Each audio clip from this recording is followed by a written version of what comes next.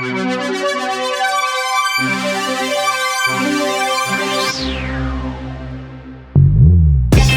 quite amazing. Ask not what your Us boys. can do for you. Welcome to the Hoss Boys podcast. Thanks for joining us for all your Hoss Boys needs, and hopefully I got my helmet on. I'm lowering myself into that driver's seat. Team principal to my right, Mike. Hello. How's the track looking today?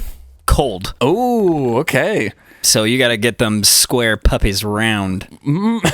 Warmed up. Yeah, tires square out. Did you not know that? I didn't know that. That's why I'm a driver. Just put me in the seat and let me drive. Okay. And I got my team engineer to the left. We got some crazy conditions inside that engine right now. 5 or 6 codes gotten thrown, but we're gonna put you out on the road any old how. Oil slick's been put on down. It's slickery out there. Slickery?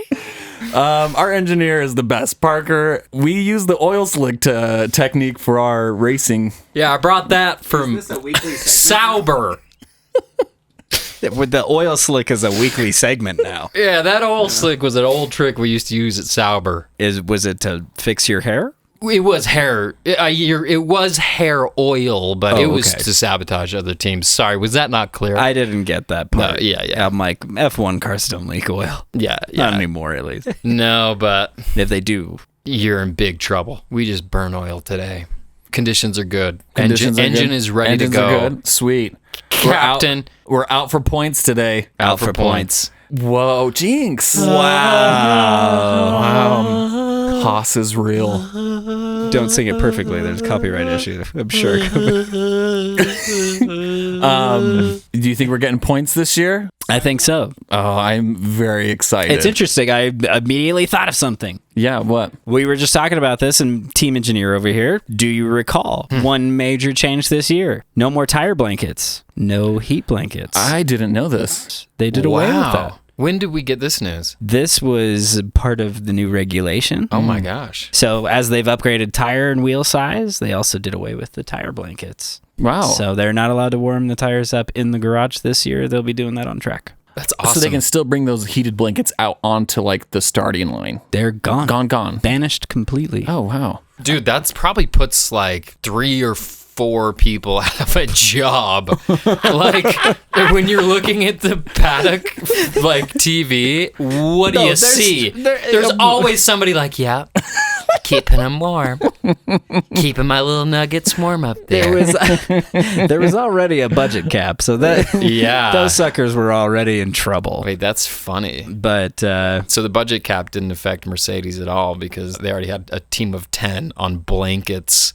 we'll say that great. Mercedes is playing the budget cap like most billionaires are playing the tax code in the U.S. Right. Hey, we'll leave that to other podcasts. Okay? We will leave that to other podcasts. Interesting about the heat blankets. I didn't know that was a thing. Cold day on the track today. We're getting out there. Yeah. Things are warming up now. Conversation's smooth and we're all rounded out. We're all greased up like pigs. Last week we talked about why be a Haas fan. I think we want to continue on. This is a Haas fan podcast. And I think what I want to talk about, and I think what we were talking about earlier is Guenther. Yeah. And Mike was telling me the other day about Guenther's career path, his like introduction to Haas and how the Haas team kind of was born. Yeah. And I thought it would be fun to go over that. Mr. Steiner. Mr. Steiner, Guenther himself. Yeah. Kind of the team mascot. He really is. If a Formula One team had a mascot like a lot of American sports have, Yeah. I think Guenther fits that perfectly. He Do does. you disagree? No, I don't disagree. I think he would be a perfect mascot. He is very recognizable. You could have a caricature of his face perfectly, and he's hilarious. Yeah. And would any other team have a mascot? I mean, does Mercedes have Lewis's dog? Oh my gosh.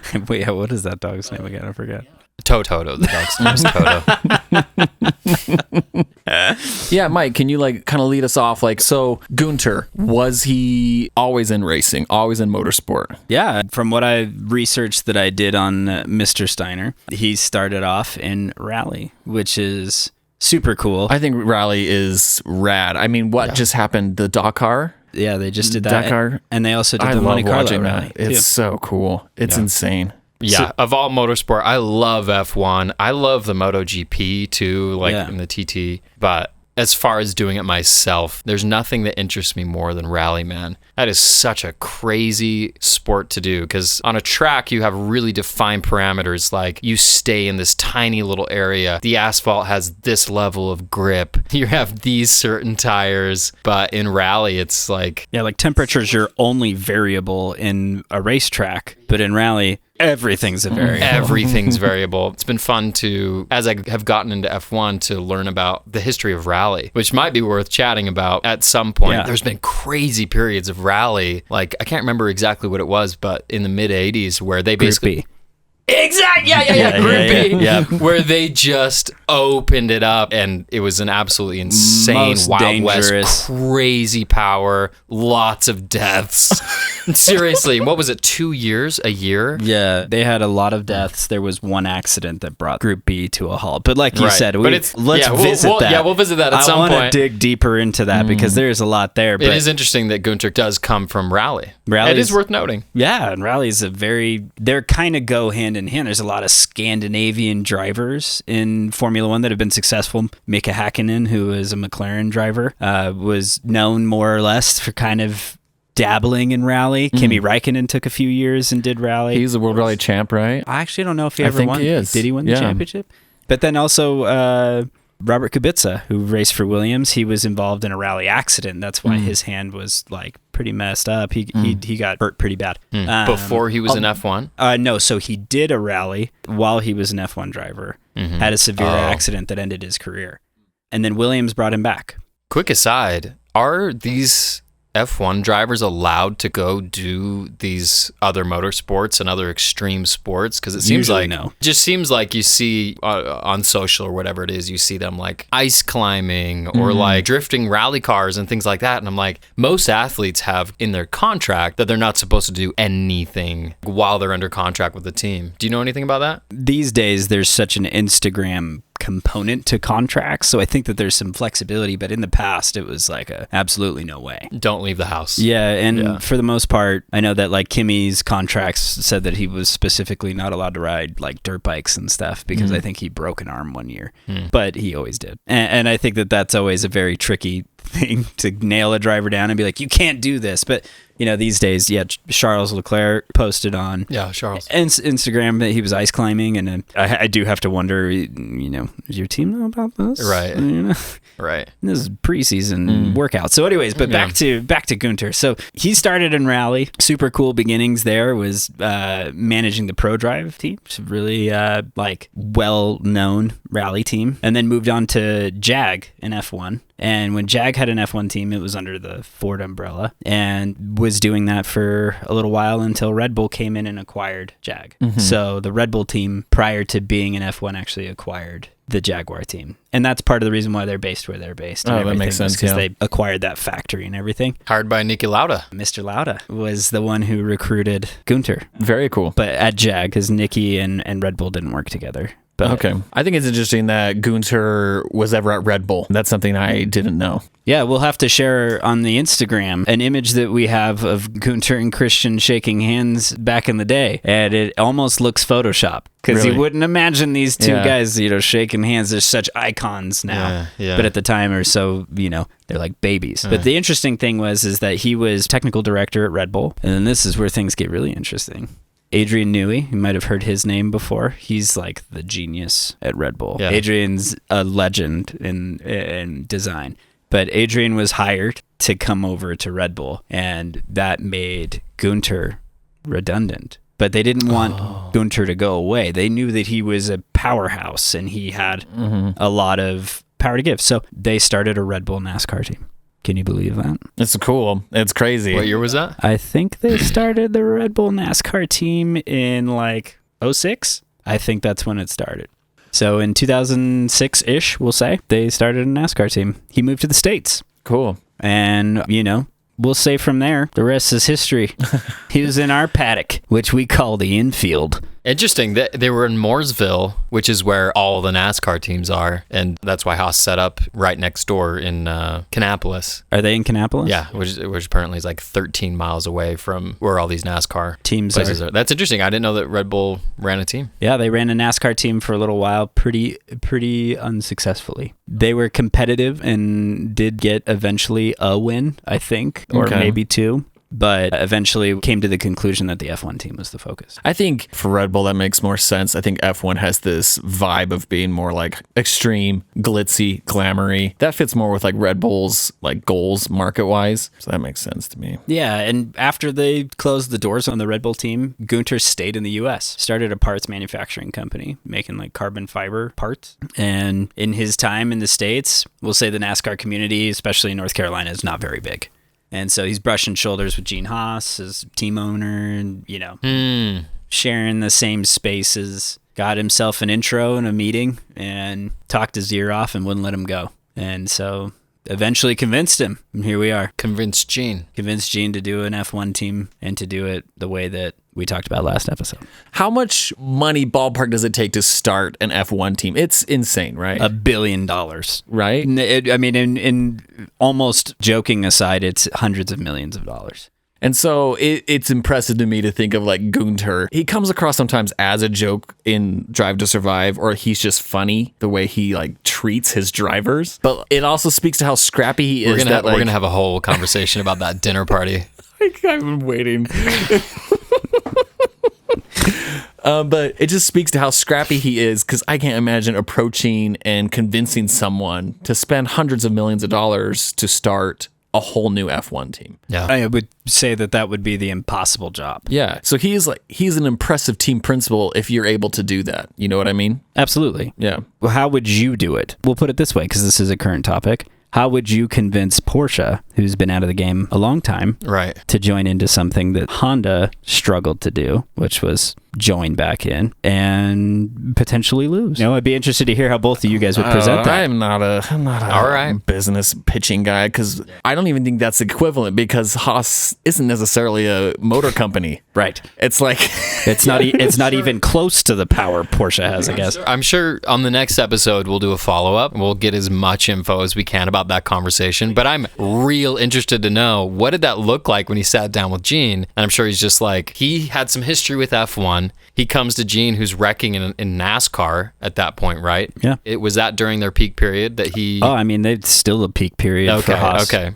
So he's killing in NASCAR, and he comes and he's like, hey, there's this whole other sport, blah, blah, blah. You can do this and this and this. Probably sold him on all the selling points of Formula One that we were just talking about, where it's the European market. So I'm a machinist, right? Yeah. That's been my world for quite a while at this point. Haas is it. If you're going to get a great machine that's not like the best of the best of the best, but it's like the best of the best, you're not going to spend like $1 million. Like the high end of the middle market kind of a thing? Or? Yeah, it's like, it's the best you're going to do unless you're going to go like super crazy. Super pro, like high end. Yeah, and it is super pro high end, but they're like ubiquitous in the machining market, man. And so it makes sense to me, especially in America. Everybody knows Haas. They're a huge leader in technology. They're a huge leader even in education. See, this is news to me, because I don't really know machining, and you do, and so it's fun that you have this like introduction to this world, and then therefore this brand. So it makes sense to me that he would, and again, that's America, man. But there are these other companies that have a hold in China and then into Europe that are European brands or Asian brands that are huge. And so it makes sense to me, him sitting down, Guenther sitting down with Gene and saying, everybody who loves NASCAR knows Haas. Go get Europe by putting the Haas name on one of the most popular sports in Europe, which is F1. As a business owner, that would totally grab my interest, where it's like, he already knew how to spend all this cash on a team, right? He already knew, okay, this is going to take $500 million of my money before anybody spends money on us anyways. And obviously he was successful, so totally makes sense that he'd be like, that's a good point. Let's get into Europe with Haas. Let's get everybody to know Haas in Europe. And no way for anyone to take you more serious than doing it in the most difficult discipline. Right. And if he's got this guy, Guenther, sitting in front of him, and if he likes him well enough and he has good enough experience, I could imagine that conversation going that way. Be an interesting conversation to see. Anyways, that's what I imagine. That's a really We can, good that's a good perspective. I didn't. Yeah. So interesting question. I mean, Guenther as a team principal, is he the right guy to get Haas points? What are his strengths as a team principal? Guenther is a no-nonsense leader, right? We've seen him say some pretty gnarly stuff to his drivers, which for a team in the position that they're in is not completely inappropriate. Though I'll never get behind somebody, corporate leaders that are like really abusive. It is kind of...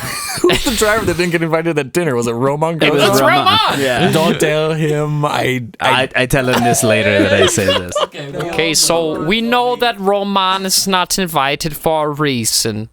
I heard that if he wasn't to come, that the food would be better. But don't tell him I tell you. I'll tell him I tell you.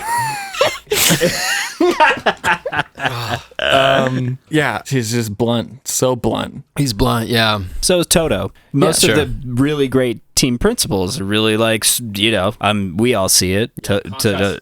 Super duper strict, Yeah. super blunt. Cutthroat. Contrast that to Claire Williams. Right. who Which it was just- seemed like a teddy bear. Pretty hard to watch her Yeah. try to guide Very- that team when very she's passive. and just kind of nice, which is a good trait in a leader, but you don't turn a team from 0 to 10 by exclusively being nice. And that's what I think Guenther has, is he does have the personality to say, okay, no, you're out, which somebody like Claire just totally didn't have. So it is interesting to contrast them, It's a and we good don't know. comparison, I think, because they're both kind of like lower end teams right now. They're both at the back of the grid. Right. And it's easy to see Claire Williams's mentality isn't necessarily the winner's mentality. She was trying to come to terms with the fact that they're at the back of the grid. And when you're trying to be like, are we okay being at the back? It's like you're going to be there forever if you're okay with being at the back. Right. Guenther, they're at the back right now, but they're scrappy and they're trying to get the hell out of the back right now. Yeah. Right. And he is doing everything he can to get out of there. And that's abundantly clear. He's willing to do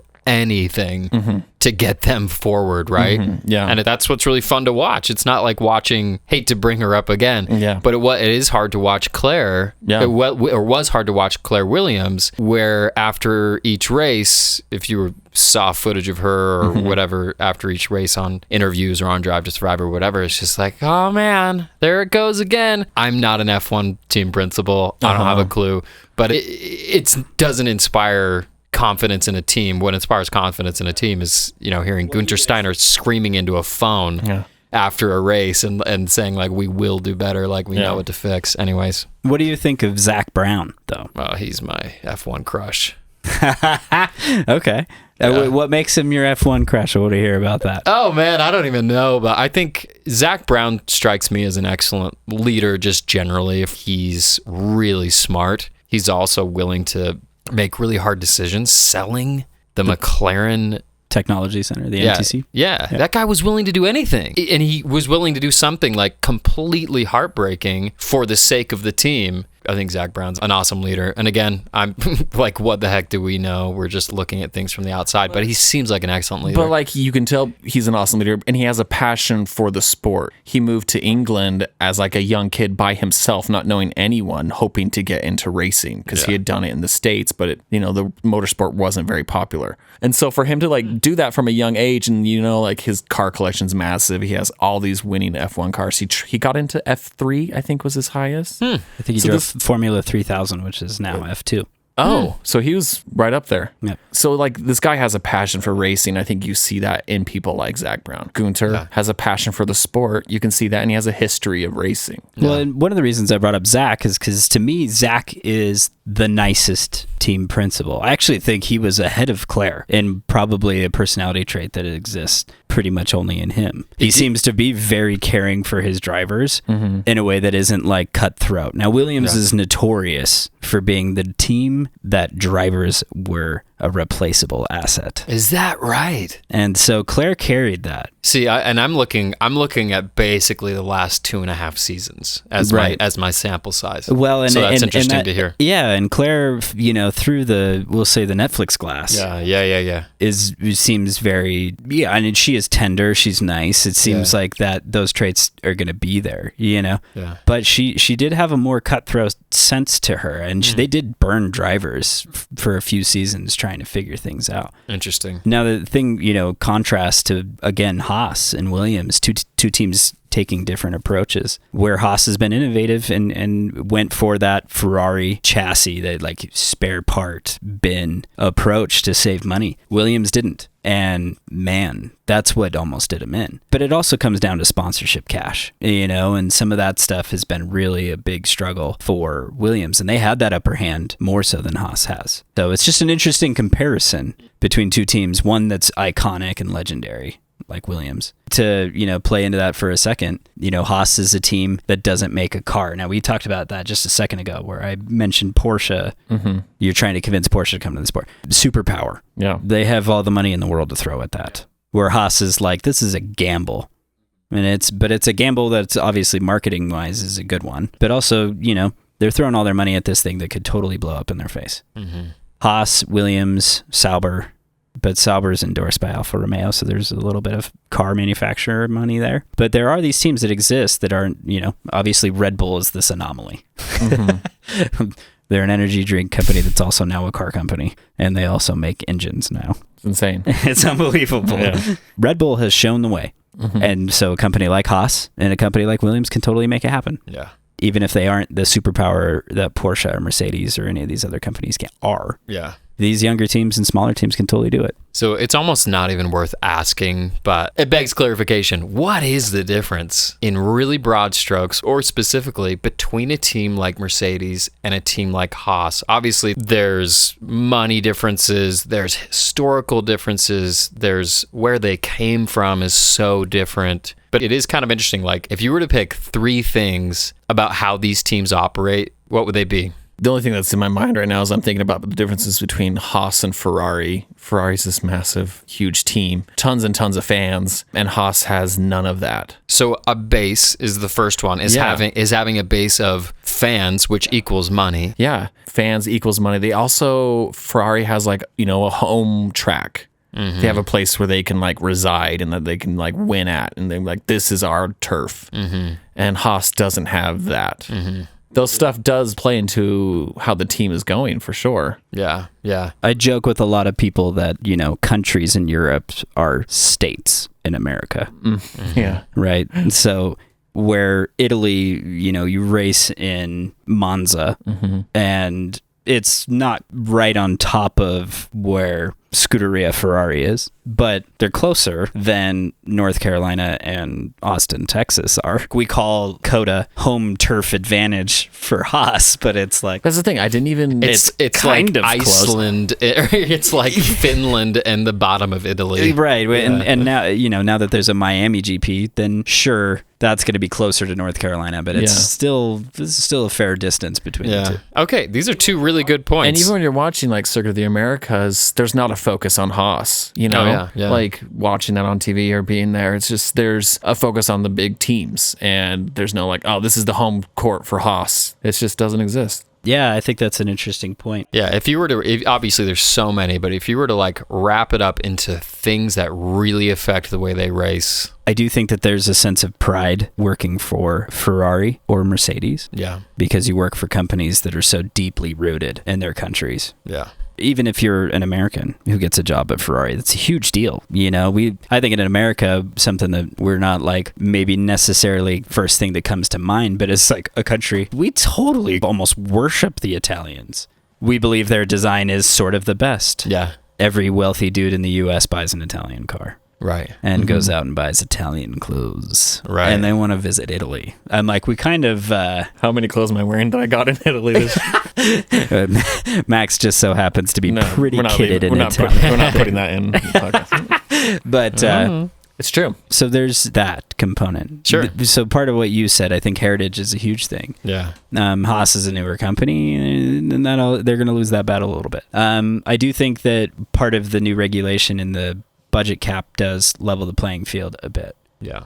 There's also begs the question that somebody back in Germany has your back for Mercedes where Haas has Ferrari as someone to lean on, but they aren't Ferrari. And so that's a pretty big difference as well, of being actually the manufacturer's satellite team versus being a privateer who's working with Ferrari. So I think that there's a pretty big deficit there. It's very interesting to dig into these differences and see how much Haas has to do that a lot of other teams don't have to. How much more of a mountain that Haas has to climb that a lot of these other teams never had to climb, or maybe they climbed it 50 or 60 years ago when nobody knew Ferrari's what F1 starting was. at base camp, and Haas is starting at like sea level. At sea level. And, and it's like, that's very simple. That's like a very simplified way to put it, but it really is kind of that way.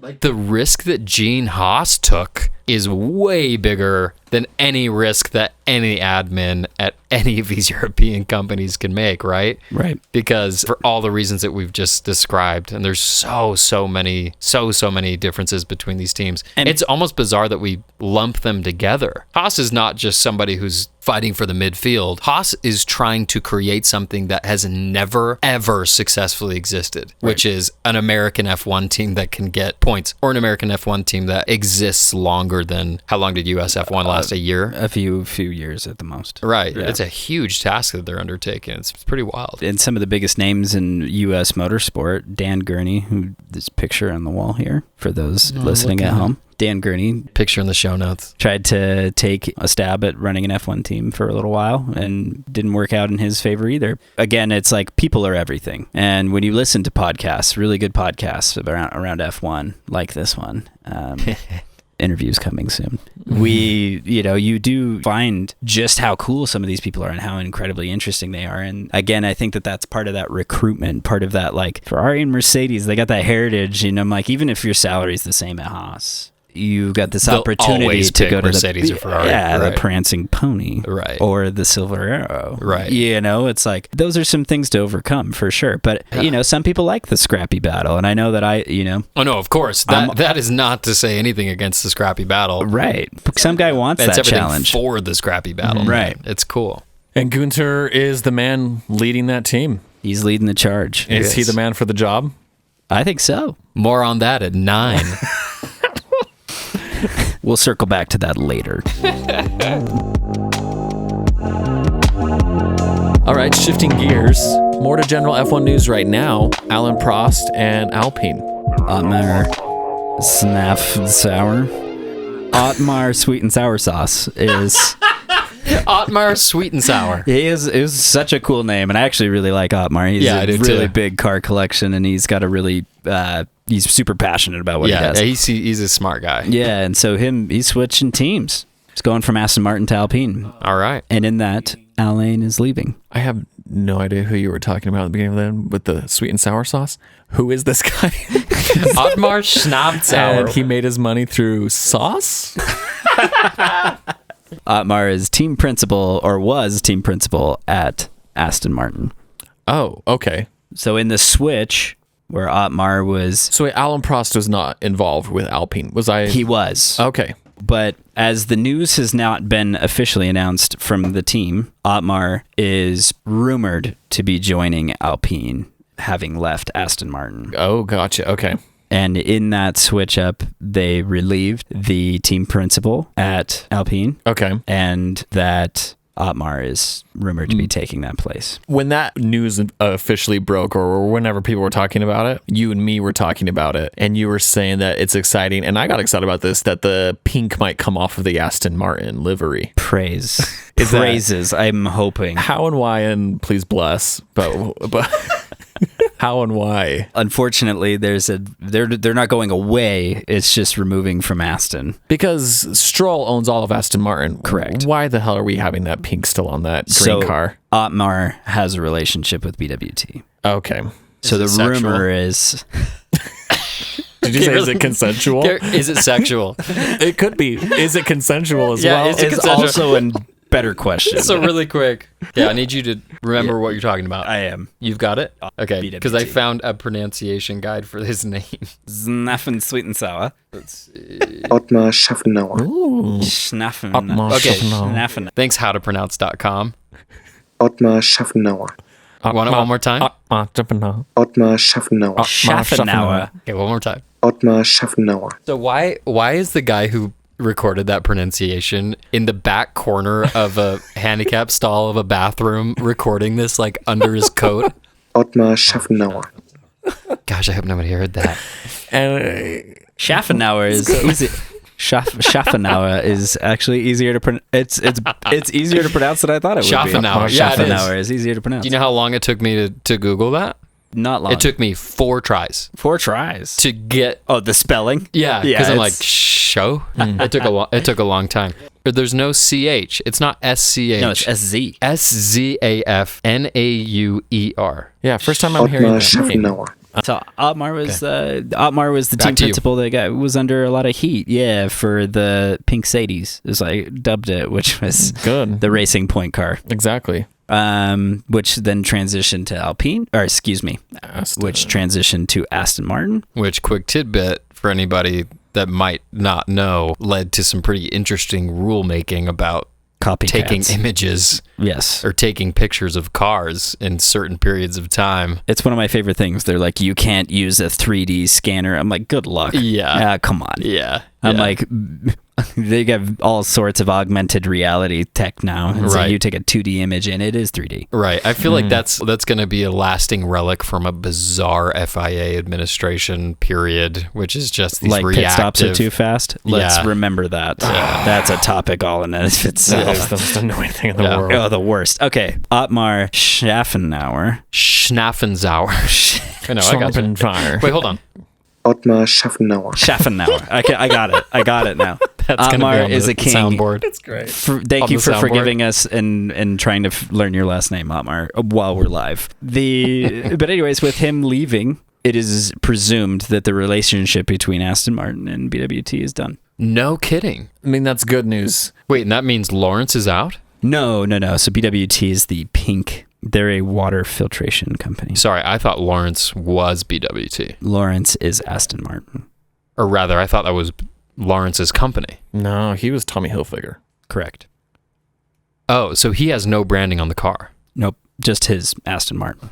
Oh, understood. Okay. So he purchased the entire company, not just the F1 team. He bought the entire what company? Aston Martin, Lawrence Stroll owns Aston Martin. the majority shareholder. When did that happen? During his acquisition of Racing Point and Sahara Wow, Force that guy Indian. made some huge moves that year. Big moves. Bought Aston Martin? So wow. he was funding Williams pretty heavily when Lance was at Williams. And then, Angel invest, just like throwing money at him? well, there's a lot of that going on. Yeah. Right? So drivers who bring money stay. Sure. Wow, I didn't know that. So now that Ottmar Schaffenauer. is out, Please leave the pause in. BWT is going to be off the livery and out. Obviously, you said that there is a relationship, but how are they financially intertwined? Well, okay, so that brings us full circle. Wow, this came around. Yeah, wonderful work, Yeah. gentlemen. Thank you, I Michael. applaud. So Ottmar having a relationship with a sponsor is just like a driver, right? So Telcel is on the Red Bull car because of Checo. So Checo brings Telcel to the party, and they're As a personal sponsor. right? Somebody who endorses that driver and wants them to race. They have that buy-in. So Ottmar has a relationship with BWT outside of racing. It's a friend. It's a personal networking thing, So it's like a personal sponsor, but it's for the but race it's engineer. represented on the car. And it's not for the driver, it's for the race engineer. It's, well, you know, in that sense, for this one, yeah. But where Ottmar isn't just there because of someone's outside money, because he's also a very skilled and talented individual. Yeah. That relationship has developed over the years and has paid off in sponsor dollars for his teams. Where they were on the side of the Sahara Force India when he was team principal, now they've been on Aston Martin,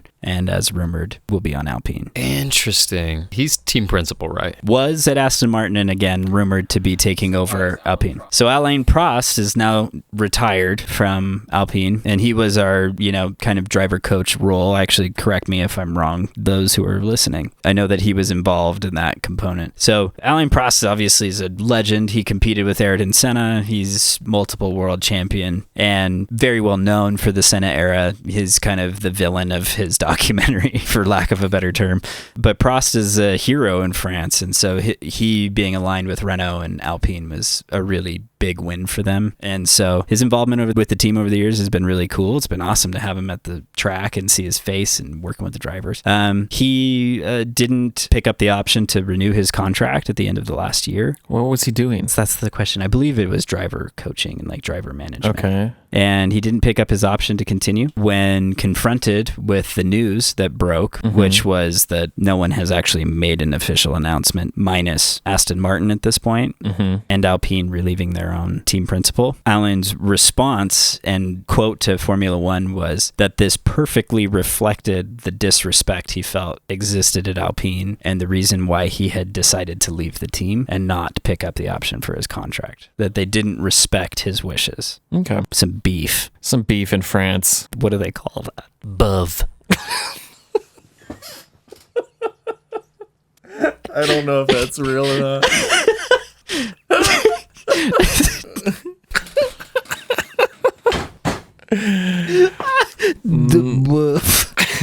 Don't put this in the podcast. No, keep it in the podcast. We're not trying to make Renault fans. Trying to make some Haas fans. This. Oh, wow. I know my French meats, guys. Sorry, I thought that's why you invited me. She sounds so bothered. Yeah. That you asked He's her. like, what is this burger made of?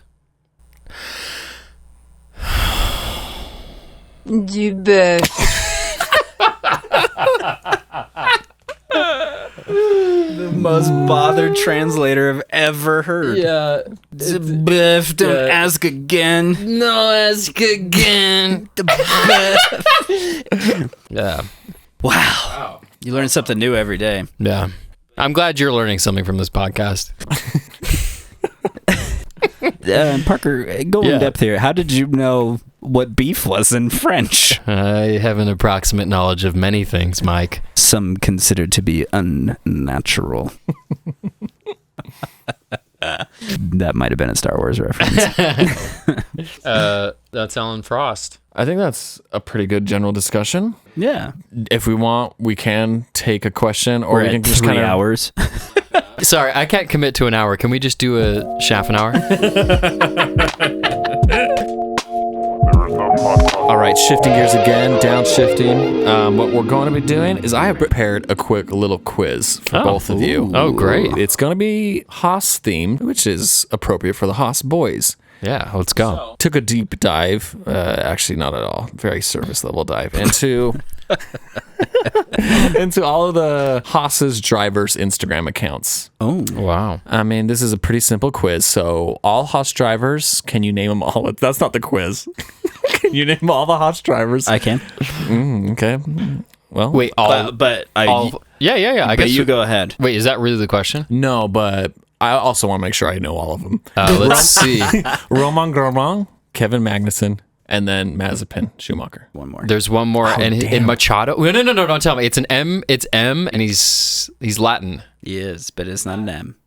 That's where it's like Mendoza or something like that. Esteban Gutierrez. Oh, Gutierrez. Short-lived career with Haas Correct. because Romain Grosjean was kicking butt that first year, and he was crashing into Fernando Alonso. And Magnussen was without a deal. Okay. The quiz is still on then. So Okay. of the 5 Haas drivers and Guenther in the mix, so 6 total, who has the most followers on Instagram? Ooh. Oh, that's Grosjean. That's Okay. my call. Okay. Grosjean is my call. Parker, going with Grosjean. Michael. Oh, man. I feel like I got to go. I got to put my money on Guenther on this one. You always go with the Goonster. You always got to get to that cheese. Okay, so if we're going with those answers, final answers. Yeah. Trick question. I don't think Guenther actually has an official Instagram account. It's a trick question. Got him.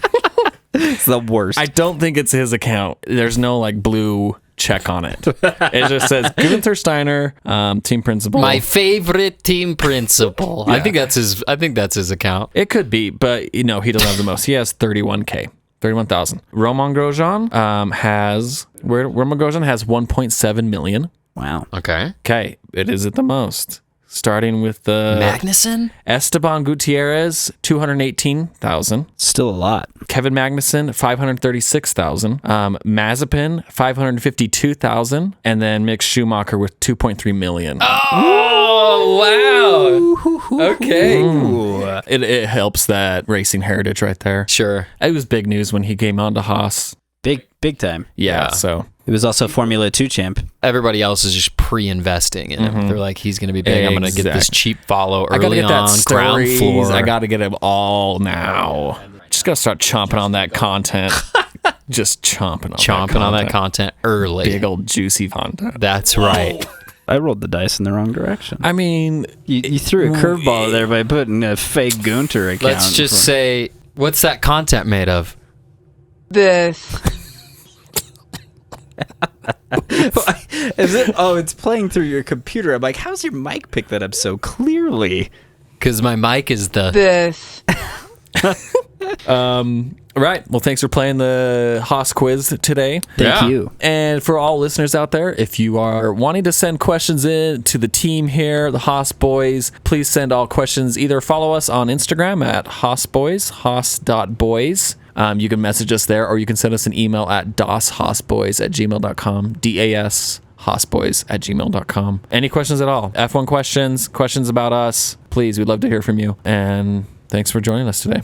Join us next week, where we can't guarantee that it'll be an hour, but it'll at least be a... Schaffenauer.